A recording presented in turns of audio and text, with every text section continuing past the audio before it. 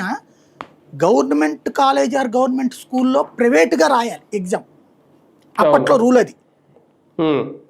ఎందుకంటే నాకు చెయ్యిరిగి పరీక్ష మధ్యలో ఇదైపోయింది, మిస్ అయిపోతే తర్వాత రాసినప్పుడు స్కూల్ తరపున రాస్తే నేను ప్రైవేట్ కాన్వెంట్లో చదివినా నాకు గవర్నమెంట్ స్కూల్లో ప్రైవేట్ క్యాండిడేట్గానే నాకు మార్కులు ఉంటాయి. గవర్నమెంట్ స్కూల్లో ప్రైవేట్ క్యాండిడేట్గా రాసినట్టు దాని మీద ఉంటుంది మార్కు లిస్ట్ మీద ప్రైవేట్ క్యాండిడేట్ అని.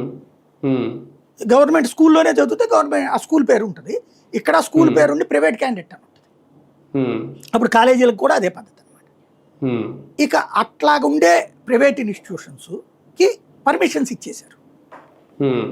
ఆ ప్రైవేట్ ఇన్స్టిట్యూట్స్ మామూలుగా ఒక కాలేజీ పెట్టడానికి 2 ఎకరాల స్థలం కావాలి, ఆట స్థలం కావాలి. ఇవన్నీ గవర్నమెంట్ స్కూల్ గవర్నమెంట్ కాలేజీకి ఉన్నాయి రూలు, బిల్డింగు, కుర్చీలు, బల్లలు ఇవన్నీ కూడా.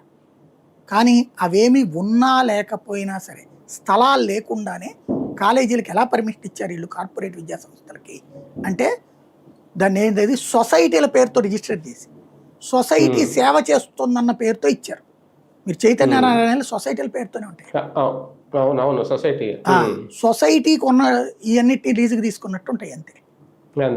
ఇప్పుడు లక్షల మంది విద్యార్థులు ఓన్లీ అది అక్కడికి వెళ్ళాక ఏం చేశారు తెలివిగా డబ్బులు పడేశారు. డబ్బులు పడేసి గవర్నమెంట్ కాలేజీల్లో గవర్నమెంట్ స్కూళ్ళల్లో మంచి మార్కులు వచ్చిన వాళ్ళని తీసుకెళ్ళి వాళ్ళు పెట్టేసుకుంటారు.